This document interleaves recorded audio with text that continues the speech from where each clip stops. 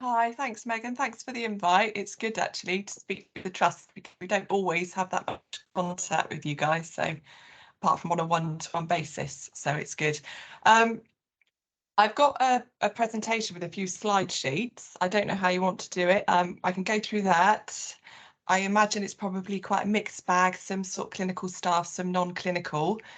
The slide sheets do discuss some of the symptoms of the menopause. So I'm happy to go through that, or I can skip straight to the occupational health part. So I guess the whole presentation takes about 10 minutes or so. So shall I just start from the top?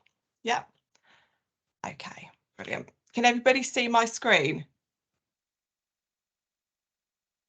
Yes. Yeah, lovely. Thank you.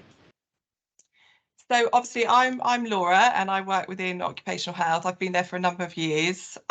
We are now Optima Health, so I expect you're aware we're quite a big organisation. So if you were to be referred, you could potentially speak to me or my colleague Lisa, who's another nurse that works on site, but we do have occupational health advisors who work from home as well. So it could be anybody across the nation really. So menopause, quite an emotional subject for many people. It obviously marks the end of the reproductive life cycle. So for many women, that can be emotional, especially those who have had issues with fertility as well. So we recognise that. Average onset is from 50. And not everybody is going to experience symptoms. It's important to stress that as well. And there's obviously a range from mild to more severe. And generally, if we start speaking to females about it, it's usually because they are struggling with their symptoms a little bit more. So the most common presentations we see are people who struggle with things like insomnia, mood changes, brain fog. They're the most common, I would say, from my experience, and also things like vasomotor symptoms such as hot flashes, night sweats, those sorts of things. So we would always advise that you seek appropriate management of your symptoms. So those are things like accessing online resources. There's some really good internet websites such as Menopause and Me or the Menopause Charity, and they provide really good education and information and support. But it's also really good that you do see a GP and discuss options available to you. So I expect you're familiar with things like HRT, that's hormonal replacement therapy, and that's usually estrogen, progesterone, and sometimes testosterone. There are also alternatives to HRT, and it's important to bear that in mind because women tend to benefit from multiple approaches to managing the menopause. So you could consider things like mindfulness, cognitive behavioural therapy for things that are impacting on your mood if you're suffering from anxiety. But it's also being aware of treatment options as well as HRT, sometimes SSRIs, types of antidepressants. They can not only help with your mood, but they can also help with some of the vasomotor symptoms, so those hot flashes and night sweats. And it's also important to consider things like lifestyle changes, including things like your diet. Some women find that spicy foods, caffeine, alcohol can trigger certain symptoms, and it's important. Exercise is important for everything, isn't it? So that's an easy thing to consider. And also practical advice, so sleeping in a cool room if you get night sweats, lightweight clothing, and reducing things like stress, which are really known to exacerbate a lot of symptoms of any underlying health conditions or conditions that we're affected with. So obviously I'm an occupational health advisor, so we are public health nurses, but we focus on those who are in employment. And I just got some information from Workforce UK. 70% of women are in paid employment, and over the last 30 years, it's increased significantly the ages of the women who will be at work affected by the menopause. So over the last 30 years, I think it's gone from, you can see the figures, those aged 55 to 59 has jumped up 20%. and those working from 60 to 64 has also jumped up 20% as well. So it's obviously an issue to consider for those at work. So many women will experience the transition whilst they're in employment, and we are very aware that it also usually coincides with quite a stressful time in life for women who tend to be at the peak of their career. So they may have a lot of work-related stress, they may be caring for elderly relatives, and they may have children leaving home. So there's lots of personal stresses which can also impact on your well-being anyway. And we also recognise that at the moment the menopause is not that well provided for in most organisations, and there is a need to drive policies, risk assessments and training. So we would always advise initially, obviously don't suffer in silence, and speak up and seek support.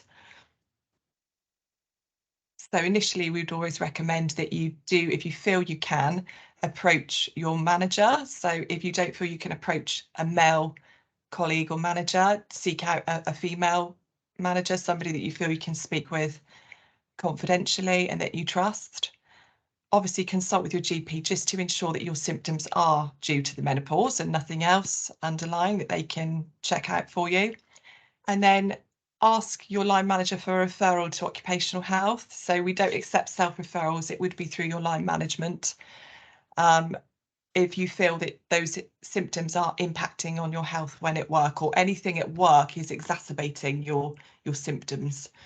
So we would look to obviously assess an individual. We would have a telephone consultation, likely be a telephone consultation, and we would take a full history and assess your symptoms, any underlying conditions, and then look to make any recommendations which we felt would be appropriate for the workplace. And that would go in a report back to your manager with your consent. So when I speak about adjustments, there's a whole range of adjustments and recommendations we can make, and they're obviously dependent on the symptoms that that individual is experiencing and the severity of those symptoms. So some of the things that we could look to consider is time off to attend hospital appointments, GP appointments, micro pauses in the workplace. Some women find just having a few minutes, or 5-10 minutes to go outside, cool down, or go to the bathroom to get just access any painkillers or anything that you need to do, just helps, even if that's managing anxiety, if you need to do breathing techniques. Also, if someone's off, if their symptoms have been fairly severe and they've had to take some time away from work, we could consider a phased return to work. So that's just coming back on reduced hours initially and increasing them gradually over a few weeks or so. There's also really important to obviously have access to toilet facilities and possibly some showers or washing facilities, which might just help women cope with any hot flushes. There's also things to consider, such as the working environment, whether your job role is particularly stressful and the demands on you in that job role. Also considering the environment, as in whether you've got access to a breeze, can you sit by the window? Do you need a fan on, a desk fan, whether they can provide those pieces of equipment for you? Also consideration on uniform, whether you're allowed to reduce some of the uniform that you have to wear. So it's not in accordance with the uniform policy, but you're allowed to take items off if necessary, and access to cold water. So when we assess an individual, we would also take a full previous medical history. So we would be able to determine if there's any other underlying medical conditions. Sometimes underlying medical conditions can be exacerbated by things like the menopause, specifically things like arthritis, multiple sclerosis, mental health conditions, skin conditions, chronic fatigue, fibromyalgia. Lots of conditions can actually be exacerbated, and some women can commence or experience the menopause as a result of cancer treatment. So we would look to evaluate all of those things during our assessment. And if there was an existing condition that was worsened by the menopause, we would be aware that you may need time off to attend medical condition appointments, for those conditions as well. Psychological support, really important. There is obviously the employee assistance programme that's provided by Yeovil Hospital that anybody can self-refer to, and generally you should have access to up to 6 counselling sessions. There's also things to consider, like the amount of stress in your job role, like I touched on earlier. And if we feel that is an issue, we could look to recommend things like stress risk assessments. So that would be something you could sit and do with your manager, and that should be reviewed to ensure that the stress is resolving in the workplace. And obviously it's great to hear that this group is set up as well within the trust. So it's some sort of peer-to-peer support. And it's something that we as OH can also use to recommend to individuals. So lastly, really the last thing that occupational health would provide an opinion on, which could benefit women in the workplace, is the Equality Act. So it used to be the Disability Discrimination Act, and it was replaced by the Equality Act in 2010. And this protects people from discrimination in the workplace because of protected characteristics. So I guess in line with the menopause, we would be looking at age and gender, and we can make an assessment to determine if your symptoms were severe enough to be likely to be covered by the Equality Act. And that just means if they are likely to be covered, that employers have more of a responsibility to make those adjustments in the workplace that occupational health have recommended.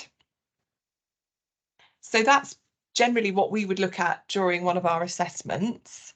And like I say, we would then gain your consent to write back to management with a report with any recommendations or adjustments we feel were appropriate. We don't tend to review staff, but we can. But usually we would feel that those recommendations should be then provided by your employer and put into place. And then if you're still affected by your symptoms, we would obviously recommend you seek a further referral back to us. Okay, so that's it really with the presentation. So just move on now to any questions really, if anybody's got anything they would like to ask. I'm just going to quickly turn the recording off, so then if anyone wants to ask, it's private, okay?